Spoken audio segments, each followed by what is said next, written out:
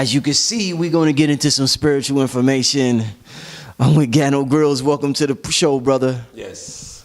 Greetings. I'm glad you're here. This is, I'm in the process. First of all, I want to thank everybody, Gano, for contributing donation-wise to my channel. It's allowing me to invest back in the platform and make it bigger and better.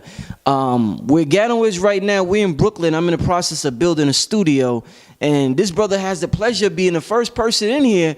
And it's a real funny story, real quick, y'all. I was just coming from the post office about 5 hours ago. I seen a painting, painting in Brooklyn, and it had Tahuti in it.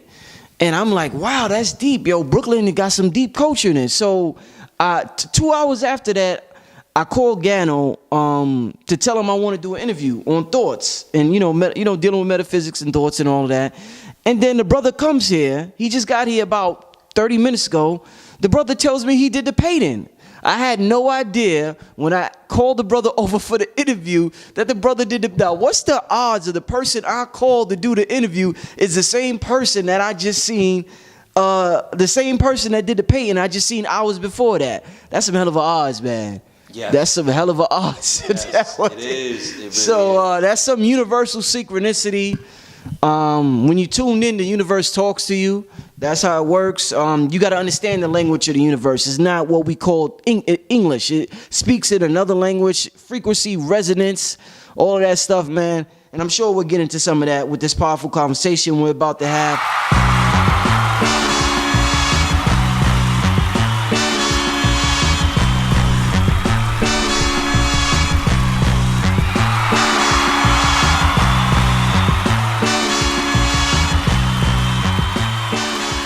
So let's get to the show, man. Let's get to the topic today. It's a very important one. It's one that everybody deals with. Everybody wants to better their lives, I assume. Everybody wants to live better, happier, more at ease, stress-free. But there's this thing that occurs, man, that I'm trying to do good. I just said I'm going to stop smoking. I just say I'm going to stop drinking, whatever it is, and I'm just talking in a collective sense. And then all of a sudden, there's an avalanche of negative thoughts. And for some reason, I can't never get to that place I want to get because the negative thoughts just keep bringing me back. Please, brother, please, please, please. Let's talk about negative thoughts. What are they? Where they come from? Do they ever originate inside of you? Let's have that conversation because it's important. Where do these thoughts come from? If I think I'm trying to be positive and I say I'm going to do this and I'm going to do that and I'm trying to better myself and then just negative things keeps wandering in my mind, what's really going on, brother? Absolutely. Well, the human form is a very interesting uniform, and humanity has the disturbance of something called the human default program. This is not something that you're going to be able to look up on YouTube or Wikipedia or the World Wide Web. A lot of what I teach is not really researchable, but it is very factual, and your soul will validate that for you. So anyone who is in human form has to deal with the human default program, which is made up of a lot of different things. One of them is the dream sensor. Another one is the ego. And Wayne Dyer talked about the ego, and he made an interesting axiom or a tetragrammaton called edging God out. So to every action, there's an equal and opposite reaction. So if you have a desire to stop doing something that has been vexing your life, like let's say hypothetically you want to stop smoking, there is another part of you whose job it is to keep you in the throes and the deficits of everything that smoking will give you. And eventually, when people continue to smoke, they're inviting lung cancer into their body. They're inviting emphysema. They're inviting respiratory failure eventually if you continue to smoke to a certain degree.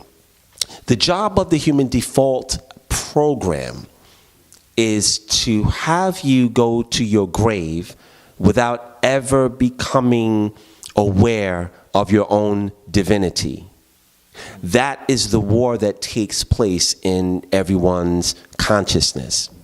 The invitation also is there for everyone to become a divine being and become aware of who they are as a semi-immortal being as well as an immortal being. And I have lots of interesting stories about that. So when there is a desire for the human or the individual to do something that's positive, they most likely will be met, especially if they don't have spiritual protection, with the opposite current that will attack them and seek to throw them off of their own agenda to raise their vibratory rate and become a better person. And a lot of times that happens from within the complex of the individual. It also is met with exterior circumstances as well. What about, something we all deal with is that we may be positive, things may be going good in our life, but somebody comes along with some negative energy sometimes. It could be a family relative, it could be our mate, it could be a friend, or it could just be somebody that we encounter on a day-to-day basis in the street or, wherever. And it seems as though, they say positivity is stronger than negativity, but for some reason, it seems as though sometimes these negative people have the power and ability to bring your positive energy down to their level. And after they do it, you're like, damn, man, why did I let this MF mess up my day? So what is it about, what is it about the negativity where it just seems to overpower the positivity sometimes? Well, Marvin Gaye had a song, What's Going On? And he said, only love can conquer hate. That's not always true when you're dealing with someone that has if you look at it like a volume, and your volume goes from 1 to 10, and your hate volume goes all the way up to 10, and he encounters someone whose love dial only goes up to 6, that unfortunately will be overpowered and outstrengthened by someone whose dial is stronger. And if you look at some of these fights that are all over YouTube, sometimes the bully wins because the veracity that the bully has, is a lot stronger than the power of what is right when in the other individual who is being bullied.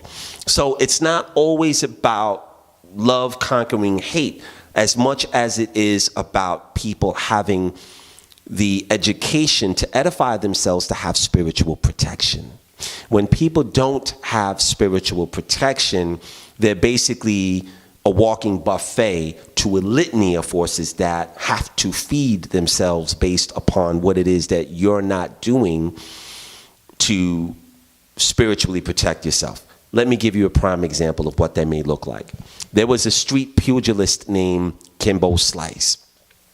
I looked into the spiritual world and I looked at some of the things about Kimbo Slice because I found it very interesting that he was so young and that he died seemingly out of nowhere. So I went into the Akashic records and I wanted to know the source of why he died. And what I found was that Kimbo Slice beat up a lot of people badly. And a lot of those fights are on YouTube. Some of the people that he beat up were initiated into some things, if you know what I mean. So it went to his detriment that some of those people sent him some death currents. And when you don't have spiritual protection, it's really no different from somebody walking up and punching you in the face and you don't even see it coming. It's going to have an effect on you. If it doesn't daze you or knock you out, you could be injured from that. Spiritually, if someone is doing that to you from 4 different angles, eventually it can take your life. So spiritual protection to me is the reason why someone would less be affected by the bad juju or obia or the lyrics that come out of people's mouths that can or cannot have an effect on the individual. And when people walk with certain kinds of protection, those words and those bad thoughts will just bounce off the individual. Where someone else who doesn't have any knowledge of spiritual protection will be affected and infected literally by the negative thoughts of the issuer. Earlier you mentioned the ego. In a lot of spiritual communities, the ego gets a bad name. In some spiritual communities, the ego doesn't get a bad name.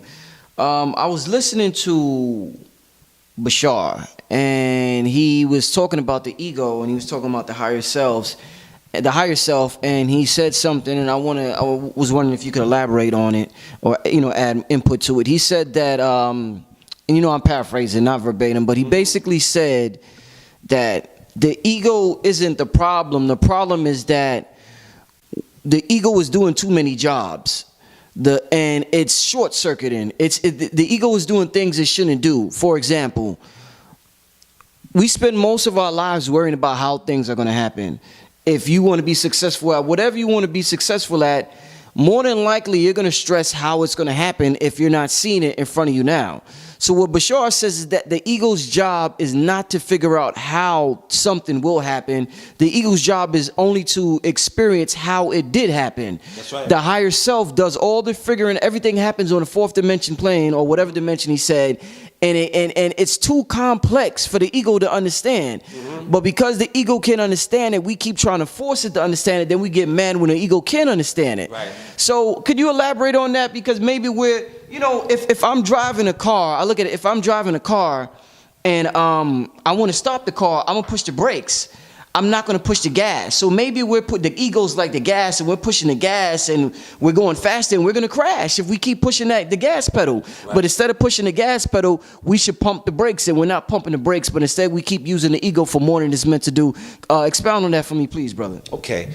Well, I would agree with that, and I would conjunct that by saying that the ego serves to be a physical address of who you are in the universe. So your brother Rich, that's your ego. That's who you are. That's how people address you. Okay. The job is not really for you. Let's say hypothetically, someone wants to be a radio mogul and they want to have a radio station and 5 subsidiary stations within. It's really not their job to figure out exactly how to do that in detail, as much as it is to accept the desire that they have from within to make that a reality in their life. Therefore, if they say yes and open themselves up to the highway of how that can happen, eventually they will begin to draw to them the thoughts that will make it a reality. And when someone aligns themselves with having abundance or having success in any area of their life, and I know this because I'm an actor, I've done a lot of different things, and I'll use this as an example. One day I was watching a show called New York Undercover. This was in the early to mid 90s. And back then I used to live in Mariners Harbor, and I was sitting back watching the show, and I saw Malik Yoba and Mike DiLorenzo, and something about the show struck me so deep. Now, I'm an actor doing theater at the time and a lot of rap videos, so I'm looking at the show, and I was with my girl at the time, and I said, I'm going to be on that show. Don't know how, but I'm going to be on that show. And the thought and the energy that went into that thought was empirically clear, to the extent to which I would say about a month later, I'm walking down on 85 10th Avenue, and I see the whole film crew. Now, rarely do they film in front of where the production office is, but I saw Malik Yoba, Mike DiLorenzo, when they were filming, and I said, wow. I said, hey, I want to be on the show too. So Malik, he looks at me and says, come here. And I looked around, me? He said, yeah, come here. So I run over there, and I shook his hand. I said, hey, man, I love the show, man. I said, I'm an actor, too. I would love to be on the show. He says, yeah. He says, okay, well, you go to 6th floor and speak to Jeff Block. I said, okay, bet. I wrote it down. And the next day, I went to right where he told me, 85 10th Avenue. I believe it was the 6th floor. And I signed this thing, and there were about 5 people there. I waited for 2 hours. And Jeff Block comes out, and he says, Gano Grills? I said, yes. He says, who sent you? I said, what do you mean? He says, yeah, you have to be sent by an agent. I said, oh, well, I met Malik Yoba, and he told me that, I should come. He said, no, we don't do it like that. I said, look, man, I'm an actor. I'm a real actor. I spoke to Malik Yoba. He told me I should come up here and talk to you. Just let me audition, man. If you don't think I have anything going on, I'll never bother you again. He was like, reluctantly, come on in. So I went in, I memorized everything, and we got through the audition, and then when we was done, he looked at me, he said, "You're a pretty good actor." I said, "I told you, I do this. This is what I do." So he says, "Can you come back tomorrow and read for Don Kurt, who was the executive producer?" I said, "No doubt." So I went back the next day, and I auditioned for it, and they gave me the role on the spot. We had to film the following Thursday. We filmed right there on 106th and Park, and I walked on the set, call time was 6 in the morning, and Malik looks at me and says, "What are you doing here?"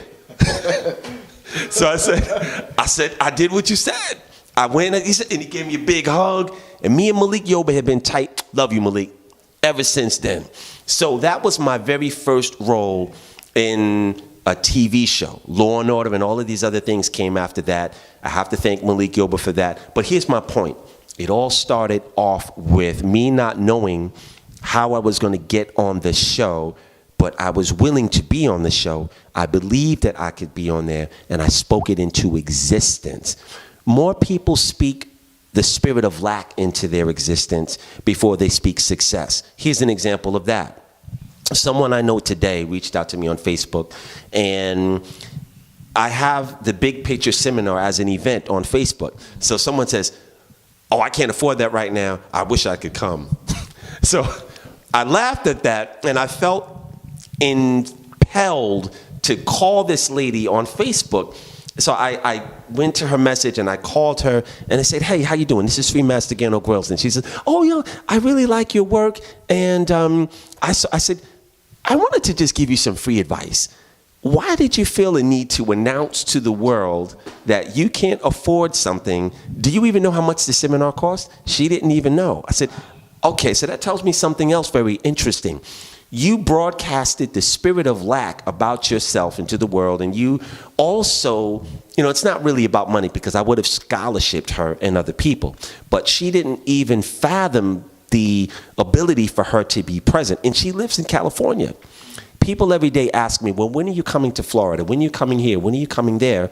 And I say, well, it's easier for people to get on a plane and come to wherever I am going to be, because in the mystery schools, no one ever asked Pharaoh, or they never asked the high priest, "Well, when is the mystery school going to come to Greece?" That's deep. They had to go and wait for 20 years to be inducted into it. So I pointed that out to her, and she kept interrupting me as I was speaking.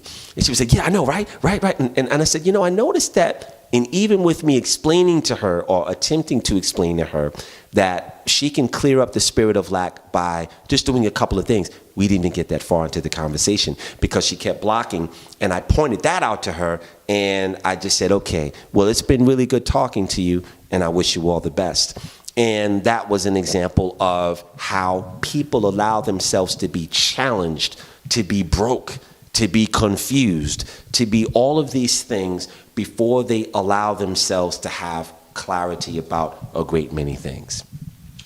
That's profound what you just said. It made me think about something. You learn so much in life. You learn a lot. You learn from books, but the learning ultimately comes from just experiencing life day to day, and taking note and learning from it, and not repeating the same thing again, or just learning from it. Period. One thing I noticed that you just made me think about is sometimes, if I know somebody's going through something, or they're having a hard time, or they're just being negative about something, there's been times in my life where I've wanted to help the person. I've tried to send them money or give them money, but something always came up where I just couldn't give them the help. So eventually, after something happens one year, then the next year, then you like, "God damn, do these niggas got a force field around them that's blocking them from getting their?" Because I'm like, one time I tried to mail a nigga something, and that didn't even work. The post office was closed. The next day I came, it was a snowstorm, and it's always something that sometimes it prevents you from helping that person. So what happens in that? Are we blocking our own, like literally blocking our blessings from coming to us when we're being negative? Well, and that's deep what you're saying, and I'm glad that you actually bear witness to that facility. People do block their blessings most of the time. And then other times, sometimes people are not even eligible to receive help. Some people have lived, right? Yeah, some people have, I don't want to cast any judgment on, you know, the people that you know, but whenever you're blocked by the actual forces of the elements from giving someone the helping hand that has nothing to do with you, your desire and your intention is what is duly noted. But some people actually do have a detritus and a barrier around them that blocks them from receiving even prayer, even blessings. And divine intervention will not come to those people who have been given that karmic strike. I learned this earlier on by reaching out to certain people that I've said, you know, I would love to invite you to my seminar as a guest. It's a $300 seminar, but you can come for free because I just want you to be there. 9 times out of 10, that person won't make it. And it's because one or two things. Either they don't value the fact that they have to pay for it, or the actual universe will block. And I've seen a lot of examples of how that happens. It's a real thing. Mm-hmm. Very, very interesting. Very interesting. The mind is like a wild beast that will run wild and do whatever it wants to do. The job, and I'm paraphrasing when I say this, the job of the master is to bring into alignment the quality of thoughts that you have. And I'll use you as an example. You today looked at a painting that I did that had Lord Thoth or Tahuti pointing an Ankh going across the name that said Gano, and it was Heru or Hathor who was standing on the other side. You saw that today, and I believe it said exalted beings because they are exalted beings. Yeah. You were infected with the energy of what I programmed that painting to be, so much to the extent that you reached out to me today extemporaneously out of nowhere and said, hey, Gano, why don't we do, you know, a conversation about thoughts, Thoth, Tahuti. That is a projection from the gods. Learning how to read a projection is something that will enhance your life. It'll make you more intelligent. It will enlighten you and illuminate you. And it's something that is an invitation. Once you learn how to speak the nuancical languages of how the gods project, everyone is capable of doing far more than what they're doing. And if you start your year off with dedicating a small amount of your time to perfecting what that is and really taking a better look at it, you possibly could make the world a better place. So I hope that that helps people. Again, January 7th, I will be in Los Angeles activating Kundalinis. January 8th, we're going to be doing the Big Picture Seminar in the same location. February the 4th, another Kundalini activation in London and Camden Lock at the Holiday Inn. February the 5th, I will be doing Hypernatural Magic again in London to all the London audience. And in March, I will be in the Himalayas in Bhutan, and I will be doing Hypernatural Magic again. And I look forward to meeting everybody that comes through. You have any contact info of the people? I do. You can go to Galighticus.com. That's Galighticus.com. Galighticus.com. And I'm going to give my number out, but, you know, a lot of times people call without going to the website. So you know what? I'm not going to give the number out, but it is in the description. It is just a service. But I would steer everyone, if you want a consultation, go to the website, Galighticus.com. And for any of you who are looking for clarity, you can have that.